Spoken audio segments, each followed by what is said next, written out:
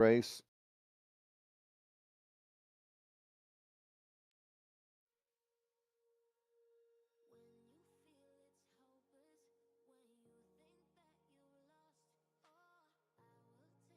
What other graphics do you have? Do you have the team thing?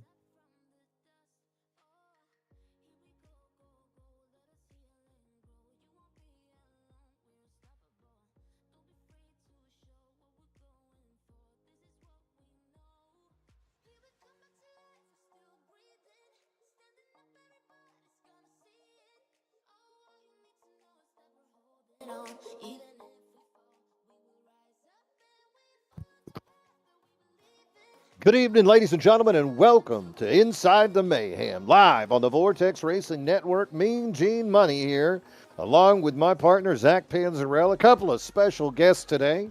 We're going to have playoff driver Joe Vulpis, Smokin' Joe, going to join us a little bit later in the broadcast. And also going to have another driver on here, MC Motorsports driver Jonathan Casabere as well. We are in the round of 8. Last week at Michigan, big news as we saw Tony Iverson win in a sense of controversy as he spun Colin Bollinger, the 53 Mo-Power driver, pushed him up into the wall. Iverson bounces off the outer wall twice, cuts down hard, bends Colin out, and takes the win. That punches Tony Iverson's ticket into the final championship at Las Vegas in just 2 weeks. Here were the points as we headed into Nashville Superspeedway. Tony Iverson, he clinched the playoff spot up at the top. Behind him, Colin Bollinger still in the playoff picture. David Owens directly behind him, and Joe Vulpis sitting firmly on that cutoff line. Matt Novella, he's giving chase. Kevin Kyle on the outside looking in. Sean Walton and Andrew Bolander both missing the start at Nashville. Those two gentlemen are going to need to win at Phoenix if they would like to continue their championship run. Big news, though, of course, looking at Vulpis versus Novella. And as I look at that, Zach, you have to be impressed by the top 10s of Vulpis and the top 5s. This guy on the edge of a victory hasn't happened yet. He was the fastest car last year at Nashville, so this could be his race. Who knows? Today, though, we're going to bring in Jonathan Casabere to help walk us through what happened here today. Hey, Jonathan, are you there, brother? I'm here. So, Jonathan, good year for MC Motorsports so far. Michael Mata winning earlier in the year, putting your team up on the podium. So, no longer Rick Ware Racing, right? Absolutely. We're finally getting some consistent runs from both me and Matta, and then some solid performances last few weeks out of Hillman as well.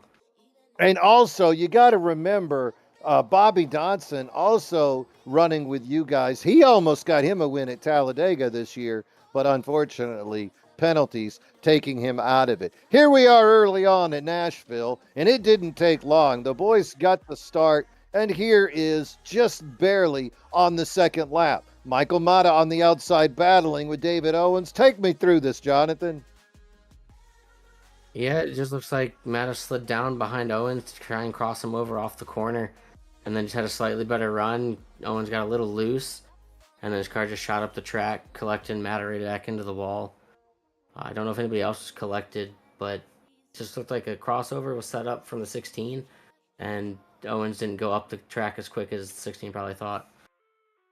So Dirty Air, definitely a storyline here, as we saw that preferred line, that inside lane, was the dominant lane. Did you find anywhere else on the track that you could have success besides that one preferred lane? Or were you taking your position into your own hands if you bailed on that line?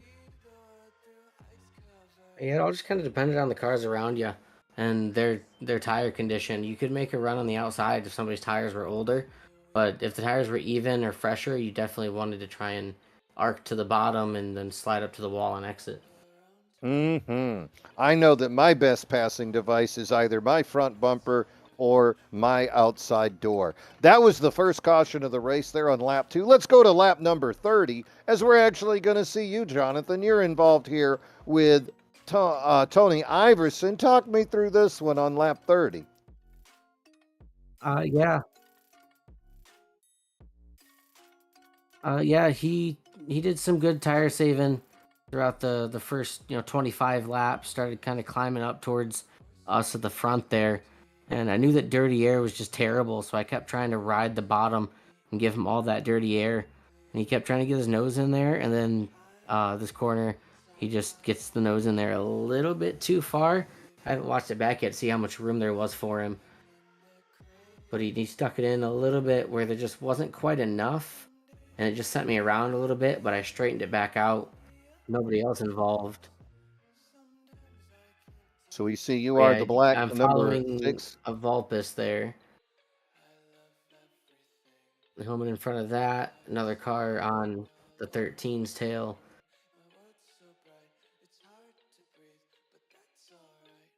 Yeah, it looks like he goes to the inside.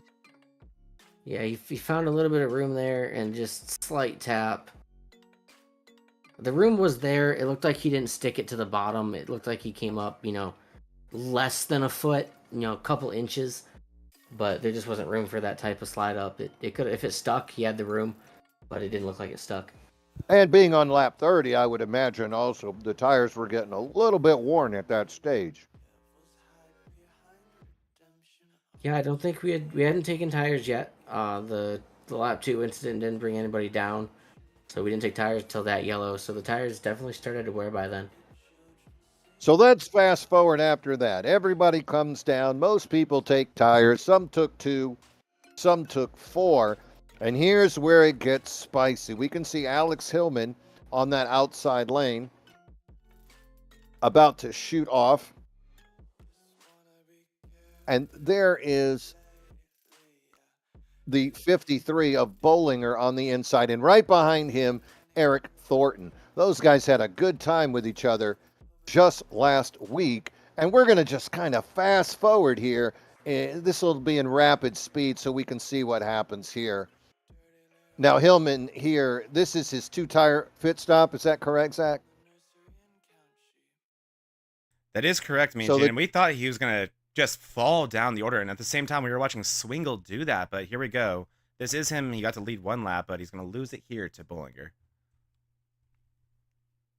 And the other factor we got to think about is how much fun the 53 and the 1 had with each other at Michigan. Now, Jonathan, you're still in this picture right here. Do you smell anything fishy going on here right now, or is this just clean, hard racing? Yeah, I didn't think there was anything too bad going on. It wasn't until after the incident that I remembered their tangle from the week before. I kind of asked my guys in chat, like, was it them two that tangled off of 4 last week, and they confirmed that's who it was. So, or if it was dirty racing, I couldn't tell. Well, it was hard there, and you could see Thornton really trying to get by Hillman. A little bit of the door to get there, and then finally, here we go. Hillman does fade away to 4th with those older tires. And here's Colin in the lead, the Thornton here right behind him. Mo Power Racing in the front, High Side Hustler in the back. And Jonathan, you're still in this picture. You're around 3rd or 4th at this point, watching these 2 drivers go at it. And eventually, push, shove, something has to give. And from your seat, you could see this, yes? Theoretically, I could see it, but it definitely wasn't what I was looking at. I was battling with Vulpis back there, so I didn't see anything until Thornton was up by the wall. And here's a beautiful slow-mo. You can see Thornton goes down. Definitely Colin as well, deciding I'd like to block. We're going to go below the apron. So what do you do when you go below the apron? You come back up on the track. But I don't know about you. I got a book in the mail that said if I'm going to door somebody, I probably ought to hit him with my door. Thornton looks like his front tire well right into the side of Bollinger. Not going to end well. Down into the grass and straight back up the track. Boom. Yeah, I definitely missed the contact when that happened. I saw them go down to, below the apron. I missed the contact, and then I saw him slide up into the wall. It was just that battle. I had Hillman behind me, Vulpis in front of me, so I didn't see anything until, after he was up in the wall. Well, that basically ended Eric Thornton's day. Eric, not enough starts really to be in the playoff picture this year, but always showing speed, part of that high side hustler team. We saw him win last year. This year, not enough starts to get into the playoff picture. That's going to bring us forward for a little bit more battling, and I believe we're going to go to lap 60 at this point. Here is Alex Hillman. He's blue on the outside. Tony Iverson, last week's winner at Michigan. And this is where we really see, this is 30 laps into a two-tire run for Hillman, and not having quite the drawback or loss of position that we might have thought one would have here. Were you aware at this point of two tires being an opportunity? Did Hillman's strategy bring this to your attention, or maybe did your team talk about two tire changes earlier? Matta definitely pointed out that two tires was a really, really viable option. And so when I did it on that first run, and then I held on with 53 fighting for the lead while I was on two tires, I was like, this is definitely going to be a good call later in the race. We don't want to take two a second time in a row, so we got four the next time. But yeah, I was surprised I hung within half a second of Bollinger for that long, and definitely kept that in the back of my mind. Teammates being a really good thing to have, to get that information going in there. Colin Bollinger, again, missing all three of his teammates alone in the chat. Now, here we go. We're going to see green flag pit stops here as people making those decisions. Tony Iverson, this is the last pit stop of the race, making a decision what he's going to do strategy-wise. First, he's going to share the stall with Steve Lewis, but following Lewis's drive-through there, you can see Gravedigger 13, Tony Iverson, just taking the right side tire. So clearly, the high side hustlers got the memo that two tires was a possibility. All day long, Iverson going with the four tires, but here at the end, making that two-tire call. And that did help improve him 2 seconds faster than Colin Bollinger in the pits on this last pit stop. Colin taking four tires, 14.53 seconds in the pit for Colin, whereas Tony, with that two-tire stop, 12.67 pit stop, and that was enough for him to get back up to Colin. Colin had a wonderful race up to that point, leading multiple laps. Here's Alex Hillman as well. Looks like he's going to decide to do the two tires. And here you come, Jonathan. This is your call on this last one.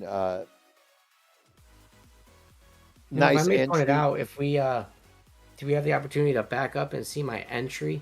I almost lost it on entry. Yes, you did. Yes, you did. There was a little smoke. First green flags, the first green flag stop was scary, but this one, I really was glad the fire suit was a darker color this time.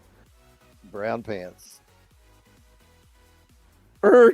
Same color as the car slightly there. Me and Gene. Yeah, Dr. Pepper is brown, so you're brown and black can, so you're okay. Hopefully not red, or else we're gonna call a doctor. I truly thought I sped, and I never got the black, so I slowed it down in time.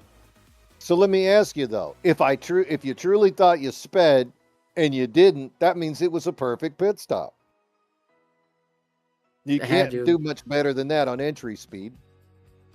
Yeah, they definitely must measure your time through sections rather than your speed at the line, because I probably hit the line too fast, but I slowed down in that first section enough that it was a slow enough first section. So once again, two tires. You can see the right side of the Dr. Pepper number 6 go up, and then taking fuel here. And I believe you also were in that 12-second range So gaining 2 seconds, a little bit over 2 seconds on the 53 of Colin right here, going to allow you to make up just enough track position to get close enough to him to start to race for that win. And then we're going to move forward a little bit, I believe, to what, 124? And this is where you finally are going to catch up to Colin. So again, there is a key moment, I think. A lap car of Thornton slowed up both Iverson and Bollinger in a nose to tail line, and it allowed me to get within half a second of them. I don't know where that was, but well, so there's Thornton again. Thornton playing catch up. Yeah, and he was always out of sequence too with those tires, right?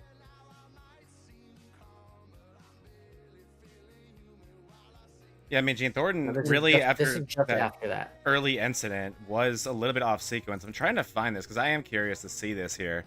Trying to find it for you guys here. Here we go. There's Bollinger behind, or I'm sorry, behind Thornton. But I'm assuming Iverson has already made his way past him at this point.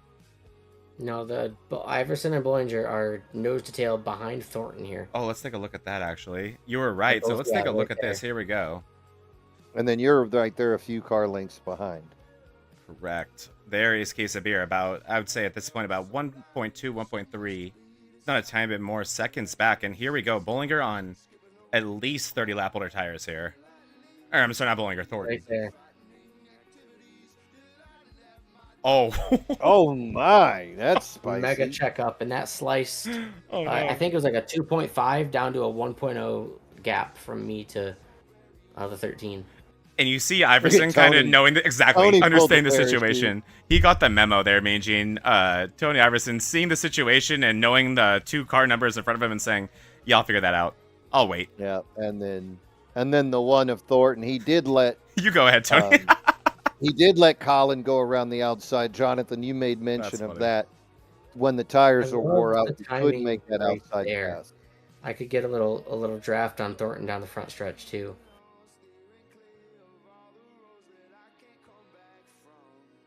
What kind of fun did Thornton give you? Oh, look at him. He goes up high. He just waved you on by, didn't he? Yeah, very, very appreciative of the one, moving up right there. And you could see, yeah, Iverson and Bollinger now in a battle. Now, funny thing is, Colin, 4 tires, should have an advantage. But as we saw earlier in the race, demonstrated by you and Hillman, 2 tires not going to destroy you. And Iverson made the pass and actually started to pull away at that point. You can see Colin start to fade just a little. And I wonder what kind of damage. Colin did come up and hit the rear end of Thornton pretty hard. Makes me wonder if there was any damage. Now, here we are a little bit further in. You can see Colin, and this is you now coming up to walk me through this one. So, yeah, I had been following Colin since Iverson passed him, thinking that, maybe he's saving tire to make a run at the end. And so I followed him. We got to 15 to go, and he wasn't going anywhere. So I went on by and just had to hit my marks from there on out. So Matt kept telling me that Iverson was dropping off, so I just made sure to nail the corner, the best I could every time. Because if I just hit my marks and he keeps messing up, then I obviously got there. But I was like, yeah, he keeps slowing down, I'll get there. So the when you made this pass, Casabere, I think you're about 2.3, maybe 2.5 seconds behind the 13 of Iverson. I'll show it real quick here on screen.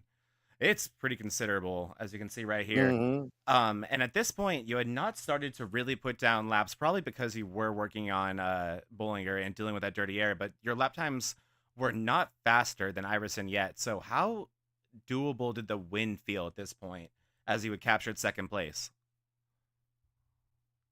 Well, my eyes stared a lot more at the relative from me to Iverson than it did the racetrack, if I'm being honest with you. It never grew, so I knew I'd gain 0.2 off of a corner, and then I'd lose 0.1 into the corner. So it just kind of slowly shrunk. And then once he started, once the tires completely died and he made contact with the wall once or twice, as soon as I started getting a draft on him within about half a second, I just knew that, I had to get by him, and then that would be it. So getting by him was harder than catching him.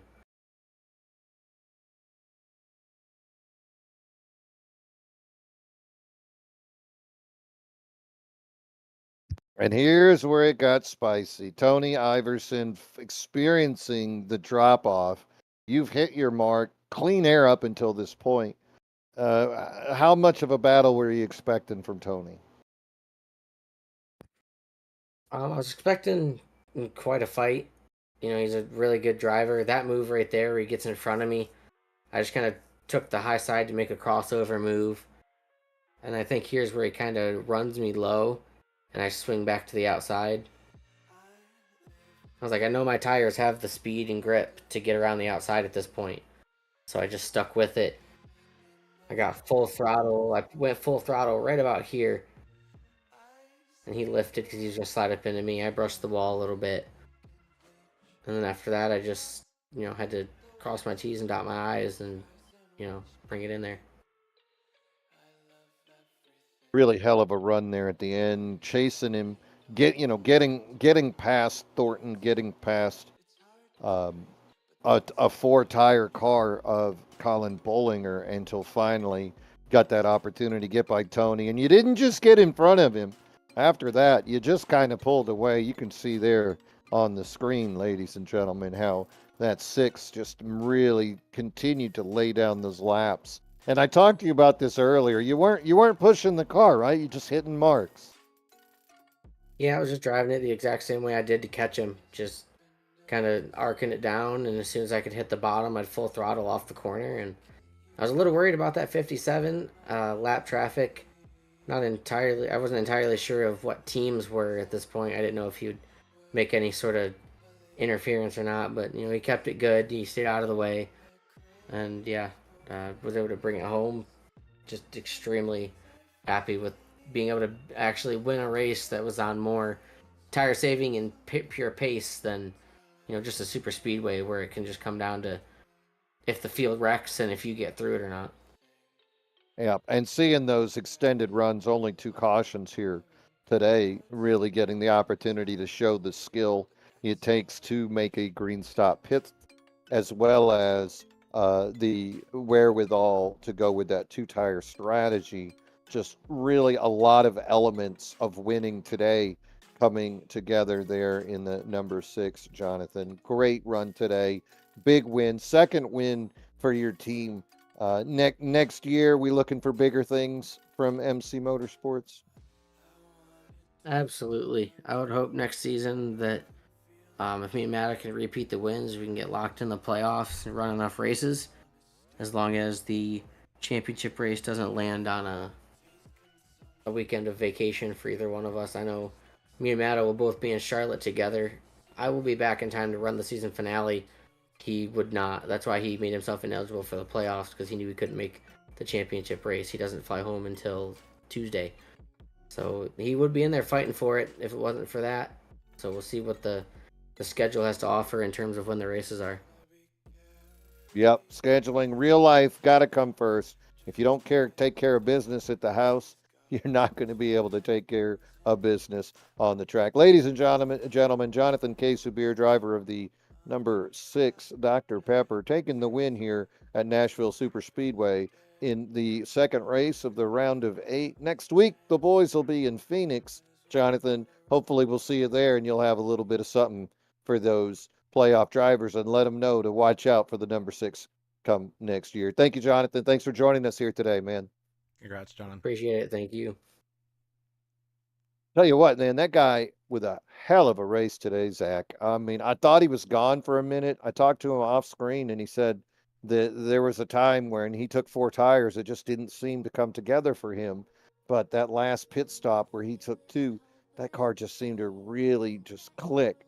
And he was just able to put all of those things together. Not a playoff driver, but again, showing playoff speed. Speaking of playoff drivers, at this point, ladies and gentlemen, I'd like to bring in a playoff driver I'm trying to give him a nickname. Let me know what you think in the chat. Smoking Joe Vulpis. Hey, Joe, you there, buddy?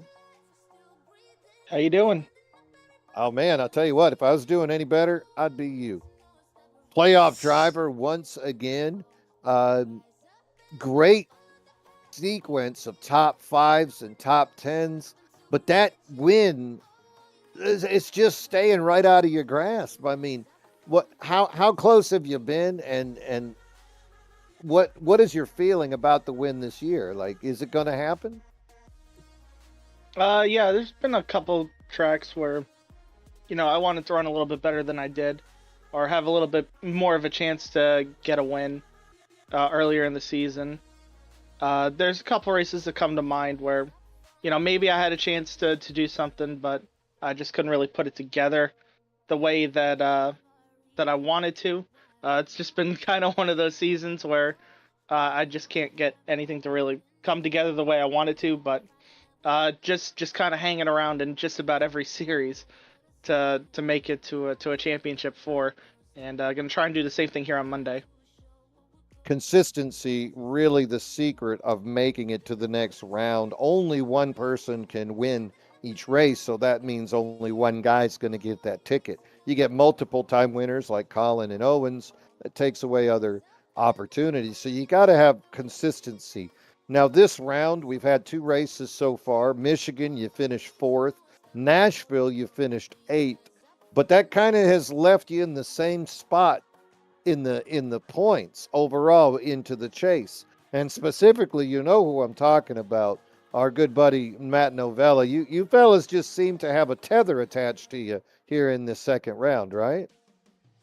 Yeah, I mean the points are pretty much the same as they were coming out of Michigan last week. Honestly, the points aren't my concern really going into next week. I really don't think, unless I do something catastrophically wrong at Phoenix, that I'll lose the point lead advantage that I have. My main concern is that everybody below me does have a really good chance to win, that they have shown that they could win in the past. And Phoenix is a really good track for me, so hopefully I can have something to give to them and make sure I'm the 4th one in there. Well, last year at Phoenix, we saw David Cook take the win. David no longer here with us. You pulled a 9th place. Those drivers below you, do all of them have a shot to win at Phoenix and just blow this thing up? So Andrew, I think Sean, you Kevin, definitely need to add some context to that 9th place finish. right? The way the race went last season, I pretty much led most of the laps. And there was a multitude of cautions that happened in the last 20 or so laps. And then I ended up getting wrecked on the last lap. So 9th place was not anywhere close to representative of where I ran in that race. So You'd rather talk about the leading 41 laps? Yeah. And I definitely had a good handle on, running up front and winning the race the season prior. And then last season, it looked like it may have been more of the same. And things just just too many cautions, too many restarts, and then just people not driving. I don't even remember what happened, but I do remember being backwards because somebody spun me. I remember that much. You finished 3rd in the first stage, and you had not led any laps. But then you led 41 laps in that second stage. So definitely I can imagine a level of frustration leading 41 of the 69 laps in the second half of that race. Yeah, new year, new result, right? Yeah, I'm kind of hoping for that. To be honest with you, the 07 number hasn't really been very lucky to me. It does seem like every time that I find myself in a position to win, something terrible goes wrong. Shout out to Atlanta in Bonfire Cup. Finally was able to break the mold over there and get a win. That's the only time I feel like something's actually gone my way since I switched to car numbers. definitely I can think of some times that I've choked wins in the car number. So I don't know. 13. They usually say 13 is an unlucky number, but that was my car number beforehand, and maybe that was lucky to me and not and 07's unlucky. I don't know. Well, I think we make our own luck and we just try to avoid the ridiculousness that goes on around us. And let's say you do make it to Vegas, Joe. We did not run there last year, but we did run there the year before, and you were very fast there. You took the pole, had a good stage, and also had a good showing leading some laps. So you've got to be happy with the way the rest of this schedule is going to look going into this final little run of the playoffs. Any thoughts, overview, anything stand out for you that you want to share with the fans at home? Yeah. So Las Vegas being the championship race, I'm not very confident in my ability to have a chance of winning the championship there. Actually, as a matter of fact, uh, that run that you were referencing was before. I think iRacing did a big update, refresh to setups and the tracks and everything. And the car drives excessively different than it used to at Vegas, especially the Cup car.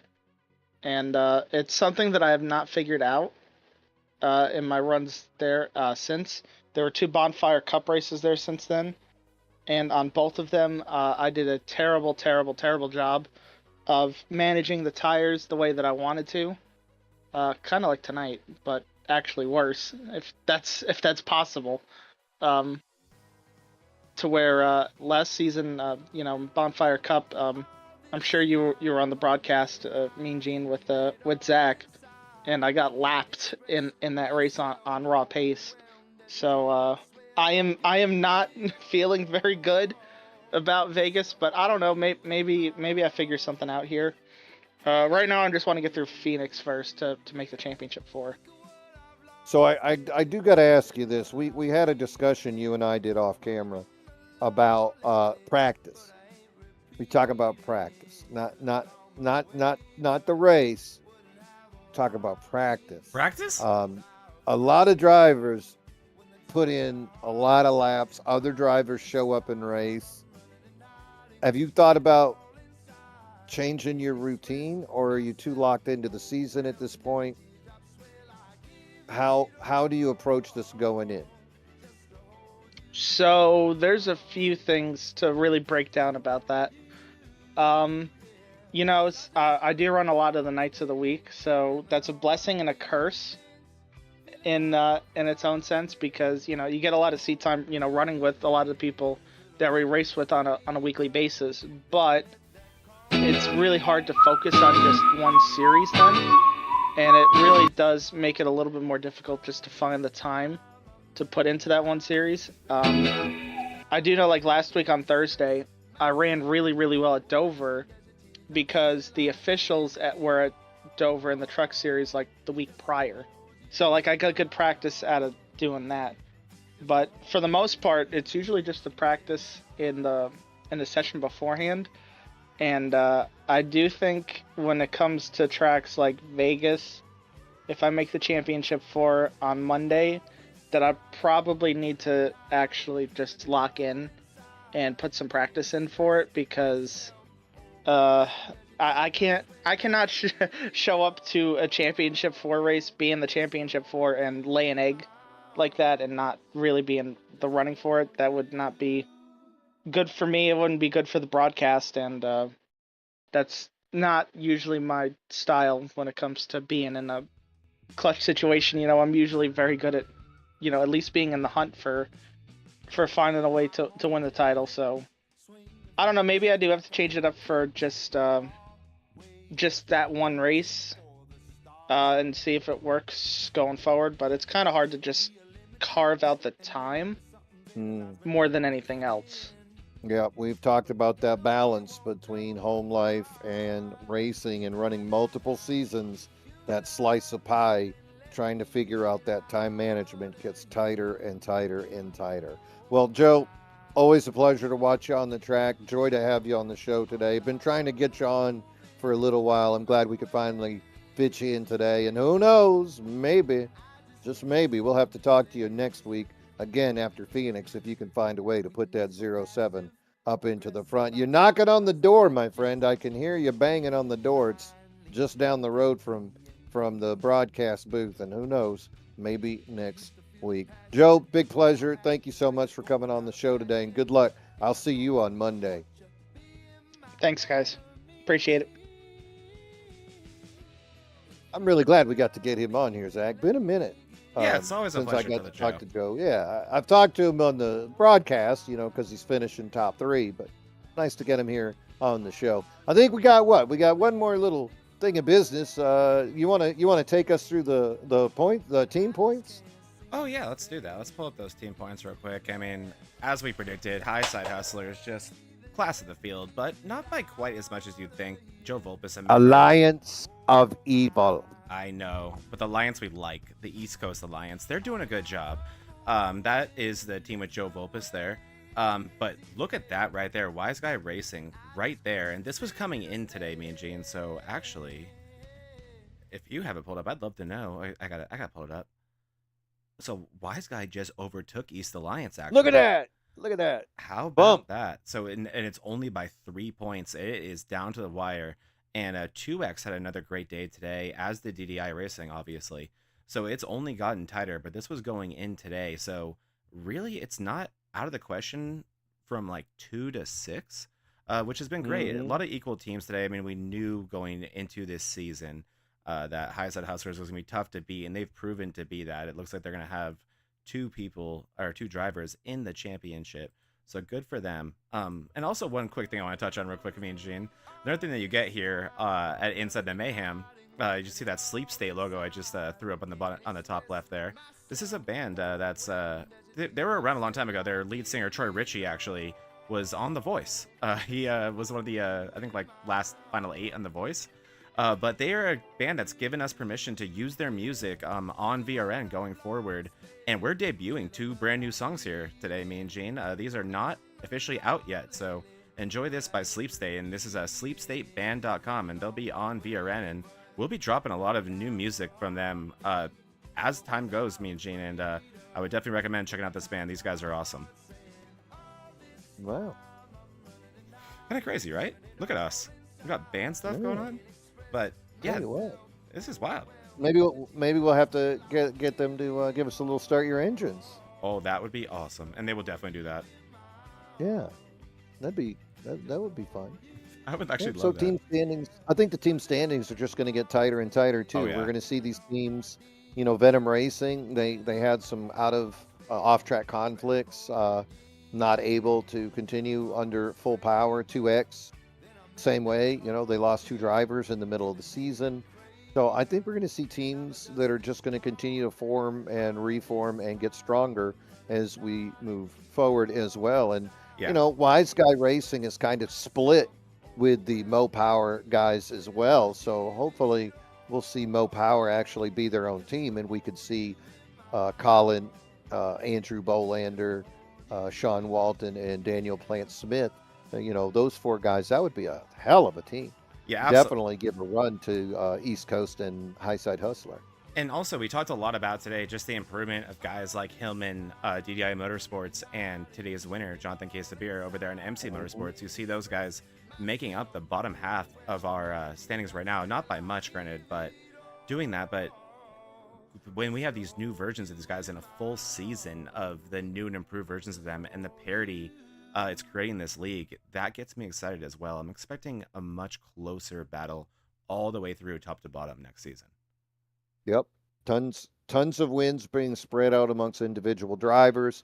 The teams being represented by the speed of their top drivers as well as other guys in the team. So this thing just keeps getting better and better. Cannot wait to see exactly how it's going to turn out next week when we head to Phoenix and see which of these last drivers of the 7 on the outside looking in, who's going to punch their ticket.